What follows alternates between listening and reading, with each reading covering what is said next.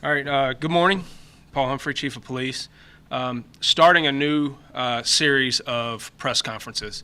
One of the things that I've talked about before with you all is a dedication to transparency. This is going to be another thing that we do to make sure that you, the public, you, the media, have opportunities to understand what's going on within LMPD, within the community, how we operate, and give an opportunity to ask questions and get some insights into how we're operating.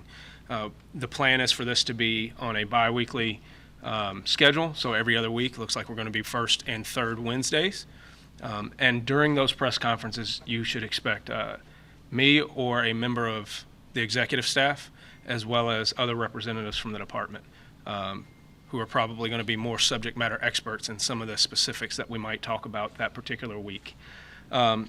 Today, it's going to be a little bit different because I'm going to kind of explain to you what our goal is with all of this as we go through it, but I'm going to give it to you just the same as if we were doing this on a normal basis.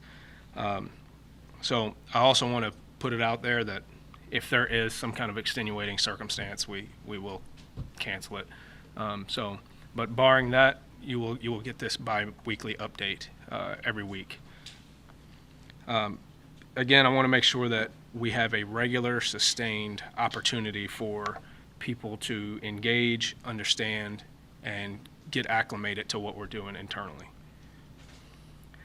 So what we'll begin with is a crime overview. So we will give you both some of the significant numbers from the year to date, as well as crime trends.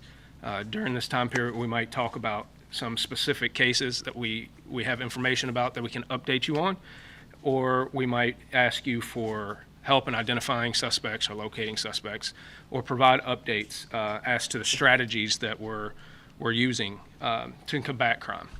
Part of what we are working on right now is a real community safety focused crime strategy, an all-purpose strategy. In that, we are also partnering with the mayor's office, who is creating another part of that crime strategy. And so you'll see those coming out shortly. I am a firm believer that you have to have a plan for everything. We often deviate from plans, but that's where you start.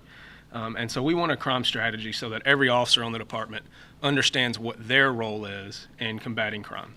So you can see our homicide, non-fatal, and robbery numbers year to date. And you can see our homicide numbers are up about 8%, while our shootings are down about 7%. Usually those numbers will correlate a little bit more closely. So it's a little odd this year that we've had a drop in overall shootings, so that's a very, very good sign.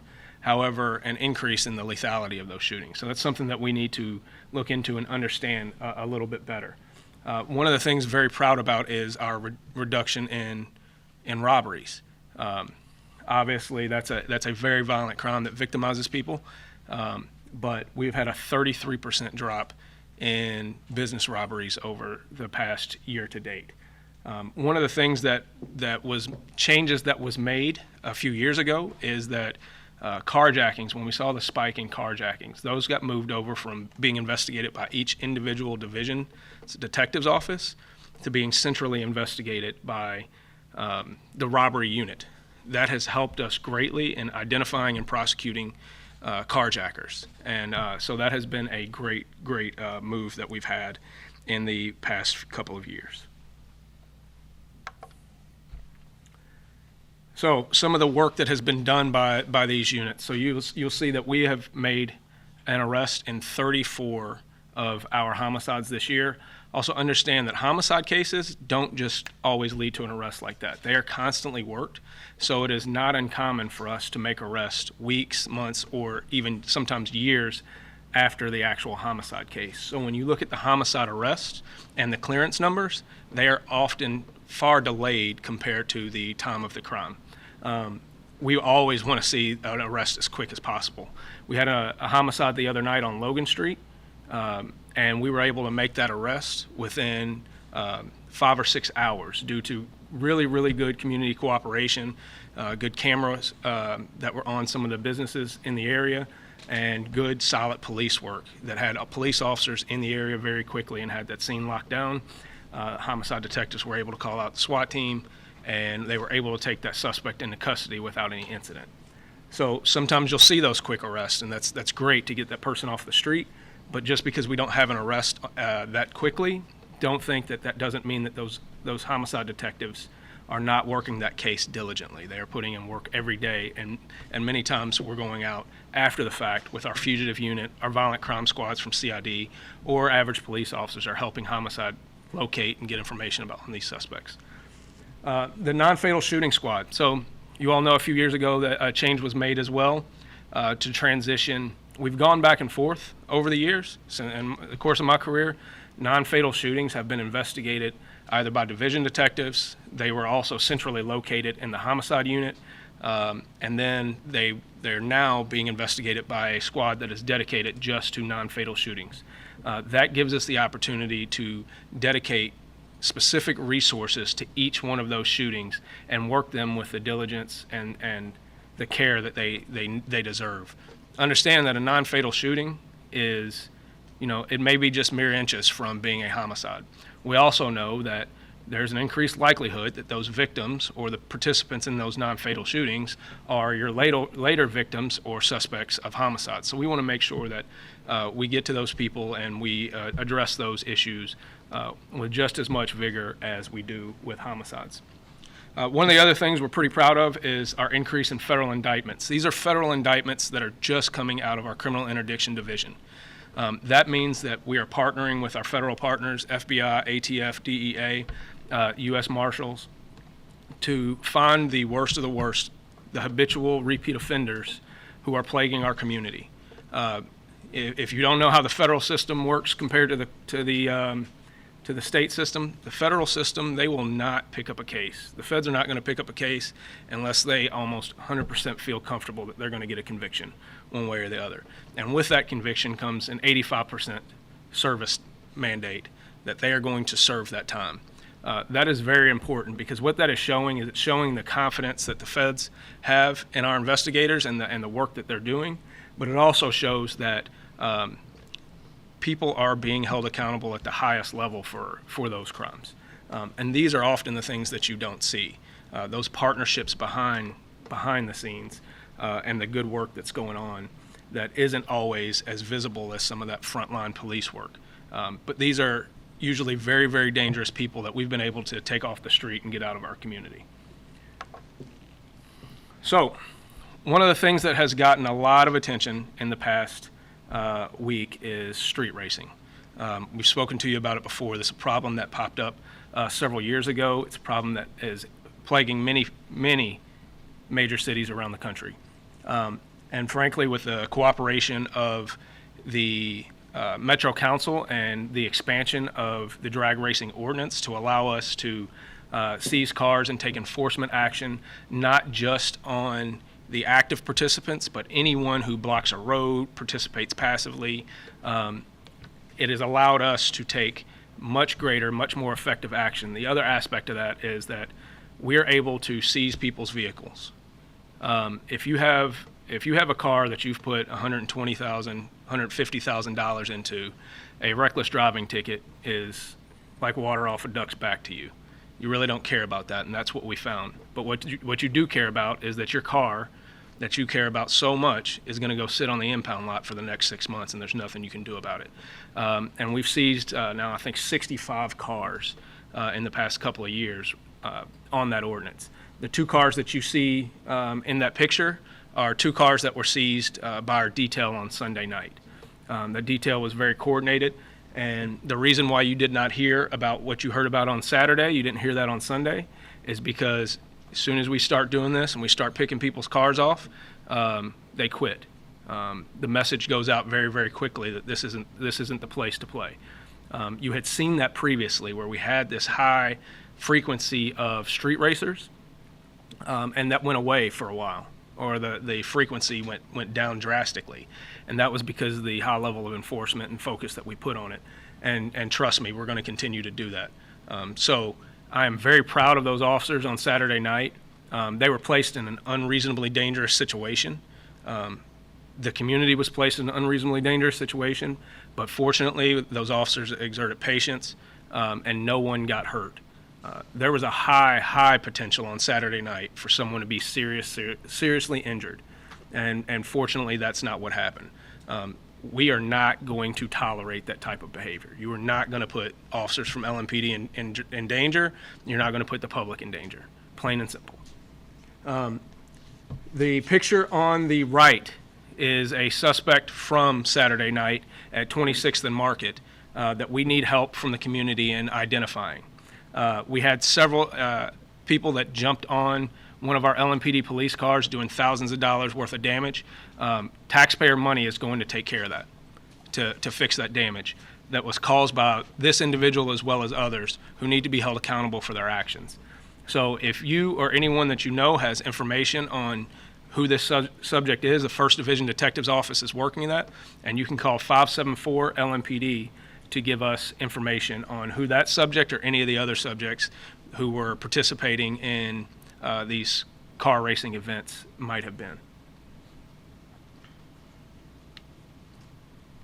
So one of the other things that we want to highlight is we talk about community engagement, and we talk about our ability to get out and meet with the community.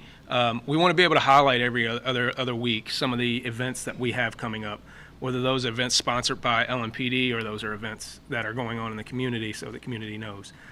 We have a program right now called Meet Your Beat Officer. This is a chance for the community in each of these divisions to come out and meet with the individual officers and detectives who are assigned to their actual beat. So as you know, our divisions, 1st through 8th, are broken up into smaller areas of operation for officers called beats. And officers are assigned to those individual beats in those individual neighborhoods. And so this is an opportunity in the 4th Division on September 10th from 6 to 8 at Sojourn Church down on Taylor Boulevard, right there at Carlisle. And then out at the Paddock Shops on the 17th from 6 to 8 p.m. at the Summit Plaza Drive. An opportunity for the community in those divisions to come out, meet with the command staff of that division, meet with the officers that ride their particular beats, and start to build those relationships that are so crucial to community safety. Our LMPD Community Engagement Unit is extremely active. So they've already hosted about 90 events this year between Meet Your Beat Officer events, Stop the Violence events, and others that they do. One of the things that they do that I think is really special and very effective, and I think the community appreciates, but it's not widely known, is that after we have significant events like homicides, hostage situations, those things that shake up a neighborhood that would normally cause some disruption, they go back and they go door to door in those neighborhoods and they engage those people that were victimized. Because the people who are victimized are not just the ones that were injured, but it's the entire community surrounding that event. And so they go door to door and make contact with people in those areas where violence happens to make sure that they can help get resources, get information, and take care of the people who are the ones that we really should focus our attention to. And those are the good citizens who are just trying to live their life. One of the other programs that we have, gang violence has come up as a topic several times. The GREAT program. The GREAT program is the gang resistance training that is done through JCPS with collaboration with LMPD officers to help train and teach young kids in JCPS how to resist that type of behavior and how to express positive behaviors and be a good part of the community. And so that's a program that's been going on and has been very successful, and will continue obviously with the new school year starting this year. So that's something we are very proud of. One of the things that we also want to do is feature a unit, so that you can understand some of the things that are being done on the department.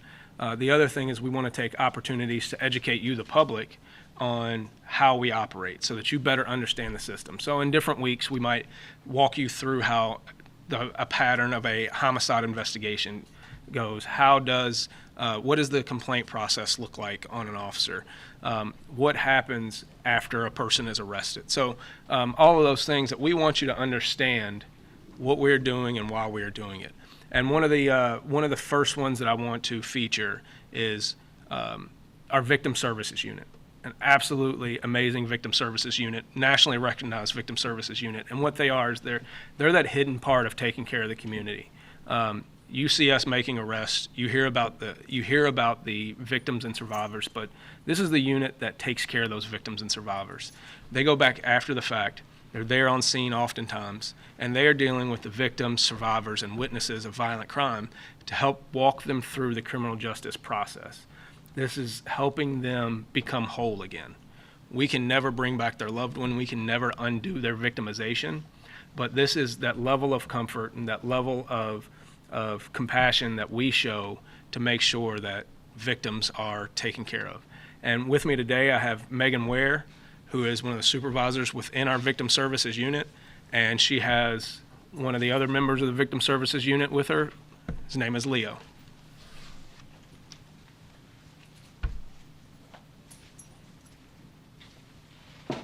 Thank you, Chief. Aloha, good morning. My name is Megan Ware. I'm one of the supervisors with the Victim Services Unit at LMPD. The LMPD Victim Services Unit was created in 2016 to ensure the fair, compassionate, and sensitive response to victims and witnesses of crime. Our mission is to provide support and advocacy services to victims by meeting their emotional, physical, mental health, and financial needs of both the victim and the family after an incident occurs. Since 2016, our unit has grown to 19 positions, including our hardest working employee, Leo, our therapy dog. The VSU receives cases from all major crimes investigative units, which includes homicide, robbery, and the Special Victims Unit. We also work with the non-fatal shooting unit, the traffic unit, and division detectives as they investigate violent crime throughout LMPD's entire jurisdiction. We operate as a 24/7 crisis response unit, which enables officers and detectives to call on VSU to engage in crisis intervention and to try to meet the needs immediately after an incident occurs of both the victim and their family and the community at large. It is important to acknowledge that every case is unique because every person is different and may require different support services through that time. In 2023, the VSU served nearly 6,500 clients, totaling almost 35,000 services rendered. Those services include close to 100 call-outs, 100 client transports, and attending court with victims and their families almost 300 times. Other services rendered include safety planning, assisting with protective order filing, providing emergency shelter and relocation, and walking alongside victims and families through the entire investigative process. The VSU is fortunate to have internal resources through which we can support clients, but we also know that this job can't be done by LMPD alone. Our unit works diligently to build and maintain community relationships so that we can provide resources and resource referrals to community agencies who are doing incredibly hard work to meet the needs of the most vulnerable in our city. We know that it is almost always under incredibly traumatic and tragic circumstances in which our unit encounters citizens of Louisville, but it is the Victim Services Unit's honor and privilege to serve this community towards hope and healing. If you feel like you need to get in touch with the Victim Services Unit, you can call our office at 502-574-8788. Thank you for having me, and I'd like to turn it back over to Chief at this time.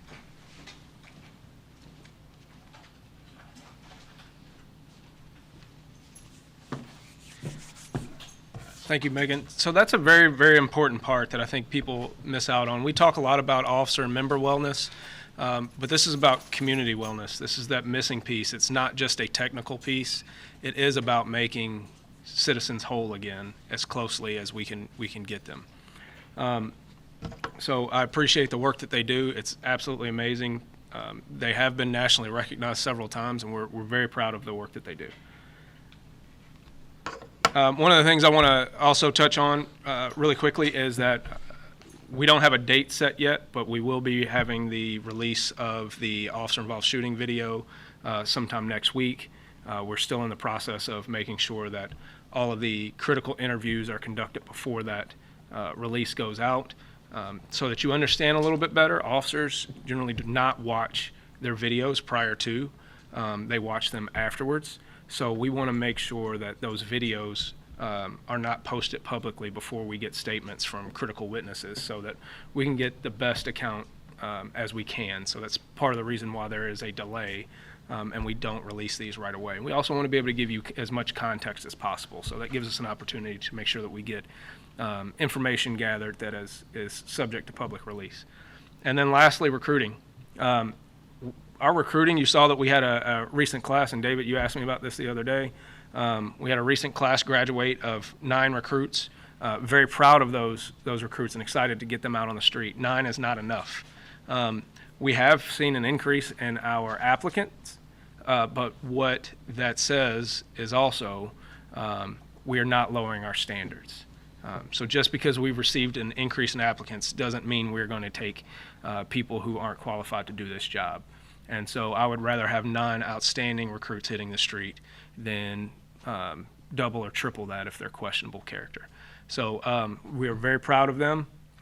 We're always hiring, so you can go to lmpdjobs.com and see the information. There's not too many places where you can have a high school education and walk through the door making almost $70,000 a year and serve your community at the same time. So I will end by giving you the opportunity to ask questions.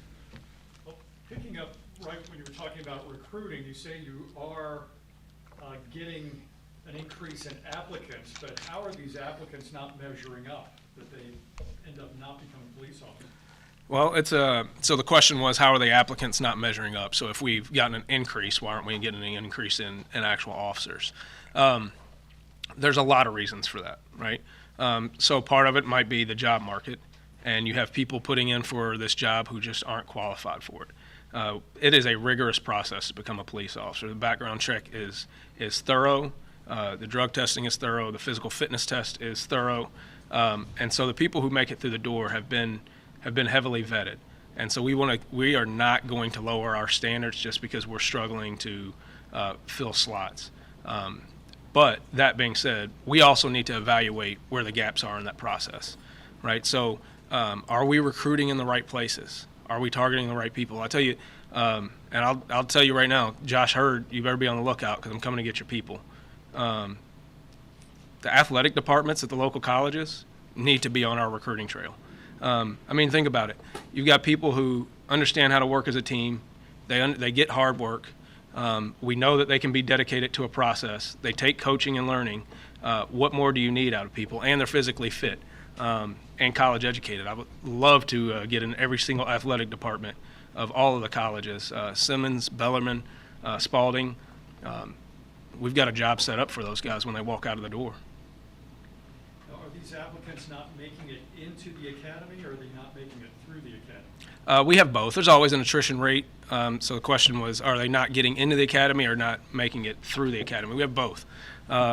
Most of those applicants, and this has always been the case, that the majority of applicants, we might have 1,000 applicants for 48 spots and still only hire 20 of them. I think if you look back when myself and Assistant Chief Bates and some of us older guys were applying for the department, you were talking about 5,000-6,000 applicants for 40 or 50 positions. So that process is rigorous, and then you have the academy process where people either can't pass the tests or sometimes they realize that this job isn't for them, and that's okay. I would much rather someone in the academy realize that this job isn't for them, because it's not for everyone. And voluntarily drop out of the process. So you get attrition at both levels, both in the application process as well as in the academy. What about lateral transfers? Is LMPD a destination for the other officers out there, or is that still difficult to get those people? So lateral transfers, is it difficult for us to get them here? And so I would say that we're actually in a better position now than we have been in a long time. So we've gotten a ton of rehires. So these are people who have retired and come back because they see the advantages of being here. They like working here. We've had several people who have left, gone to another agency, and then come back for various reasons. When you look in this region, there's not a department that has more opportunity than LMPD. And that is no knock on great officers that are some of these smaller agencies. But you can't do the things that we do within LMPD at a smaller agency. And so we've had very good luck of bringing in both rehire retirees and people coming back. Laterals are a little bit different, right? Because everybody's been trained to a different standard. And so that process is a little bit more, it's both more streamlined and complicated for us to bring in laterals. When you're talking about in-state versus out-of-state. But I will tell you, Officer Brinkley, that was in the officer-involved shooting in the 3rd Division, a lateral from Lebanon Junction, outstanding officer. The experience that he had there while he's fairly new here, the experience that he had in Lebanon Junction to get that time on the street and understand this job before he came over us has paid dividends. And we have several others that have come from different agencies. So that's one of the things that there's give and take to taking laterals. Do you think LMPD is paying enough to get officers to come here? I do think LMPD is paying well now. That was not always, hang on a second. That was not always the case. But I do think we are paying a competitive wage. And frankly, because of the number of opportunities and the amount of crime that's going on, there's always an opportunity to work more and earn some overtime. So I do think we're paying at a competitive wage to get people through the door. Can you expand on why you felt it necessary to start these bi-weekly press conferences? So why did I feel it was necessary to start these bi-weekly press conferences? I think access to information for the public and for you all, the media, is very important. I think sometimes what we do as a profession is we put out information without context. And so this is an opportunity for us to put out information with context and engage. You all have questions that, when you submit questions through our PIO's office, those pour in. But this is an opportunity for us as the command staff and for subject matter experts to get before you and explain to you certain things with a little bit more context and a little bit more nuance so that the public understands how things work. Is there any more context or nuance you want to provide to the street racing situation that's going on? Yeah, context of the street racing is don't do it. We're going to take your car. And jump on a police car again, and it's probably not going to work out well for you. This guy's going to end up in jail sooner or later. That's not going to be tolerated. You said 65 cars over the course of 2 years? Yes. So what's that trend look like? Is that every other weekend you're seeing street takeovers? How often is this happening? So how often does this happen? So this used to be a thing that, how long you been here? I've lived in Louisville for You're 8 from years here, now. right? Okay, you've been here for a while. So, you saw everything and how it increased post-2020 with these street racers, these street takeovers. And I would say in the past year or so, there's been a huge dip in it. You get occasional things that pop up, but we hadn't seen this scale that happened this past weekend in a while. And if they want to do that, that's fine. We're going to be there for them this time. We've got them. Do you feel like the ordinance had an icing effect on it after it went through? Absolutely, the ordinance had an icing effect on it. When somebody gets their car taken for 6 months, that has an icing effect on it. And the word travels that we're not going to tolerate that. Are car thefts up or down? I don't have the numbers exactly on car thefts. I'll get it to you. Can you give us an update on the command staff, your command staff, in terms of replacing Stephen Healy? Yeah, we're functioning pretty well right now. There's going to be a couple of announcements that are going to, I believe, we'll be talking about soon. So we'll be planning on promoting some of the command staff and moving things around in the coming weeks or so. What's the status of a search for a new chief? Is there a search going on, or are you, in a sense, I think what the word is auditioning for the job right now? I think I've been auditioning for the job for 18 years. No, there is no search going on for the chief right now. On Friday, you told, or the LMPD told us that the suspect who was shot by the LMPD officer in the Walmart was still in the hospital. Is that still the case? Has he been released yet? Okay, so the suspect's still in the hospital, yes. My second question is, it feels like it's been a rash of gun violence. Just in my county, 8 people shot in the last 10 days. Can you just speak to that and how it almost looks like Louisville goes through this realm of there's this short window of people being shot and killed or shot and survive, and then it stops and then it starts back up again? So the question was, can we explain how we have these ups and downs and these spikes and valleys in gun violence? That's nothing new. right? Gun violence has always kind of done this thing, and violence does too. There's seasonal factors, so weather gets warm, we know we're going to have issues, and so that's when we put out our crime plan. That's part of understanding normal trends, right? So we know that when the weather gets warm, we're going to have spikes in violence. We know when school gets out, we're going to have certain problems. We know that come holiday time, we're going to have issues with suicides and robberies. Like, we know these things are typical cyclic events. And so that needs to be built in our plan of how we manage and deploy our resources and what we're asking them to do to focus on things that are foreseeable.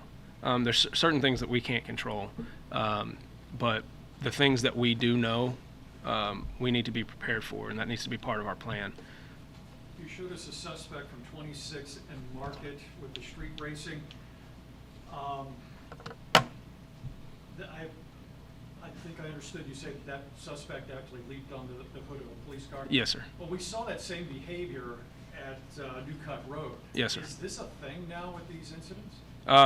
It better not be. So if your question is this going to become normal behavior in these types of incidents? This is the first time that we've had anything like this, to my knowledge, since 2020. It's not going to become a normal thing. Somebody's going to get hurt, and they're going to go to jail. So you better not jump on a police car, because it's not going to work out well for you. We paid a lot of attention to the New Cut Road incident because there was a lot of video available. What evidence have you collected, and can you tell us you're getting closer to making arrests in that location?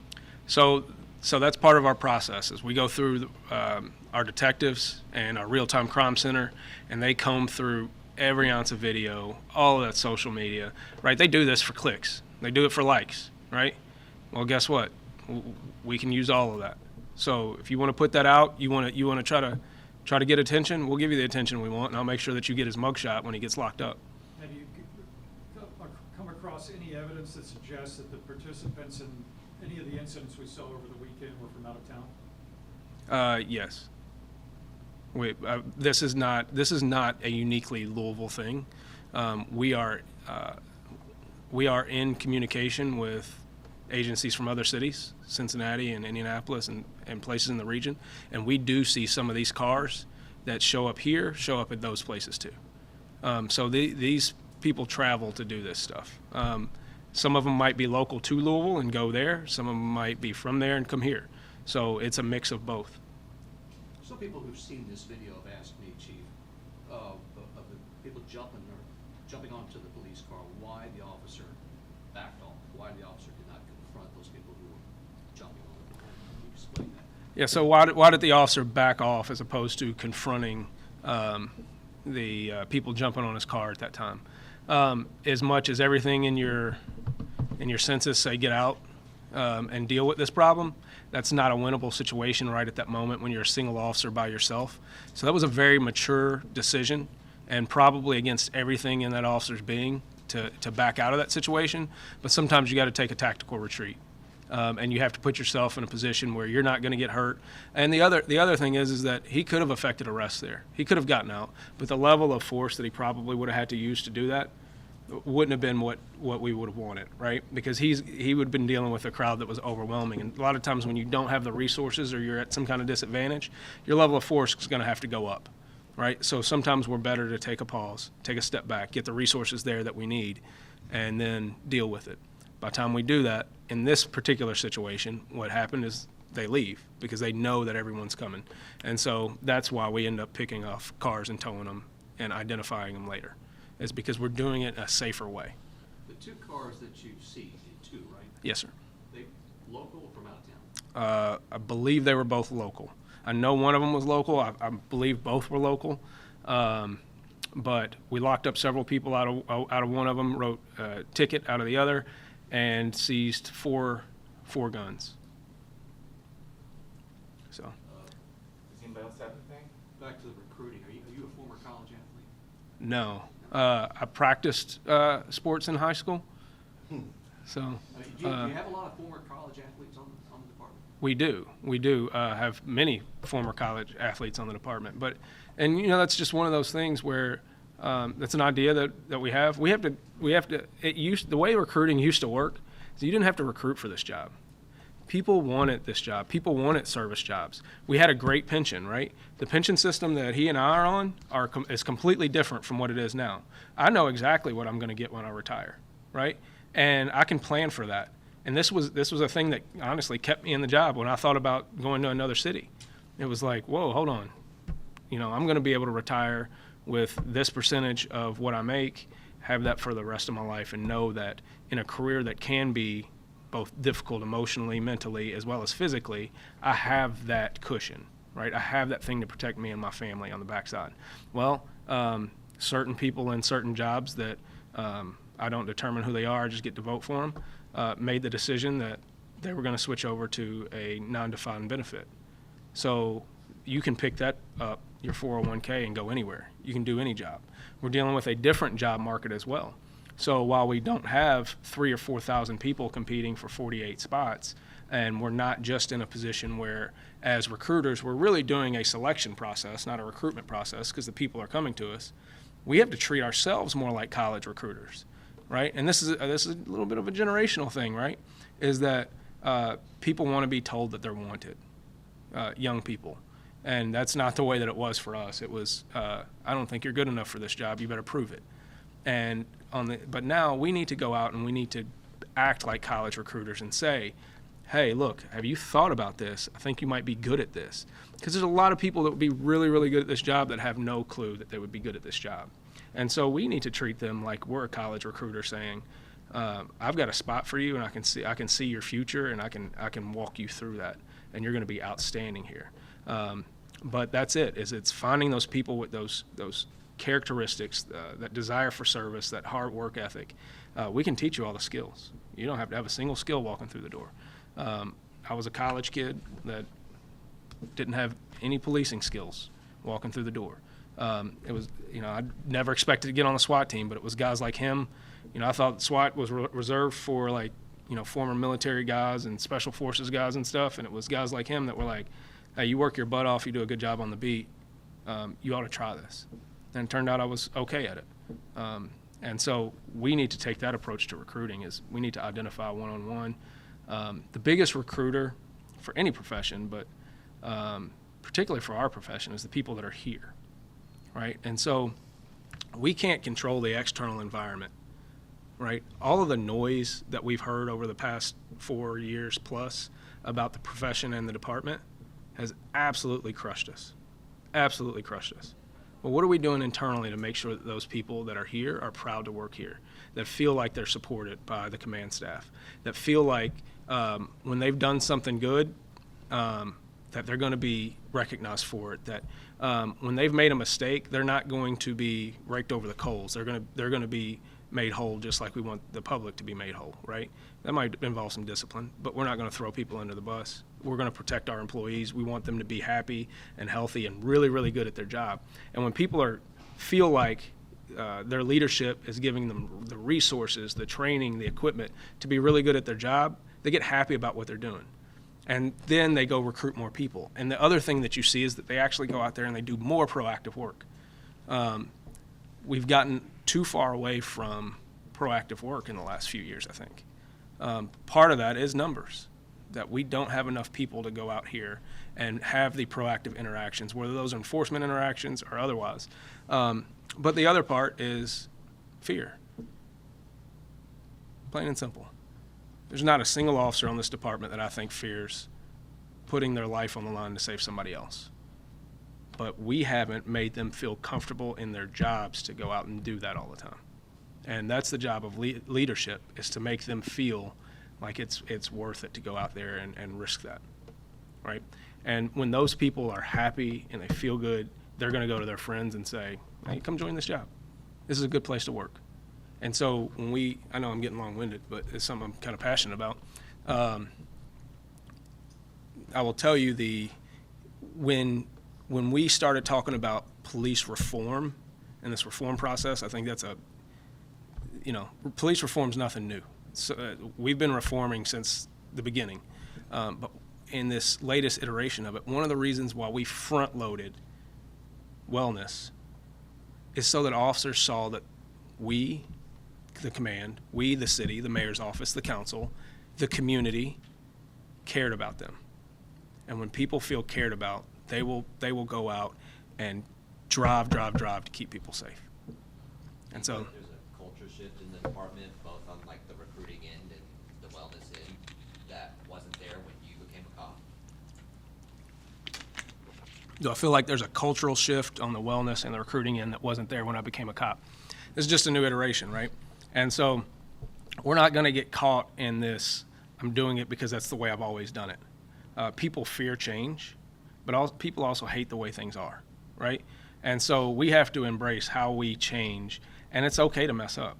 Like, we're going to go on recruiting campaigns that are going to be a net loss, and we have to treat that like it's a lesson learned, right? We're going to deploy new resources that we're going to say, well, that cost $100,000 and we got nothing out of it. But what we can't do is sit on the status quo. And so I do think that is part of the cultural shift, quote unquote, that we're trying to have with this in this department, is that I want you to push for the next best thing. That's fine if you look at best practices at other places, whether it's enforcement strategies or engagement strategies or recruitment strategies, but what is the next best thing for us? Because the only way that you can do big things and have good ideas is to do a lot of things and have a lot of ideas. But you have to have the faith that your command staff is going to support you and give you that freedom. That if it doesn't go well, hey, pat on the back. Let's examine this. Let's see why it didn't go well, and let's get better. We're gonna go ahead and So- conclude this time, guys. Thank you.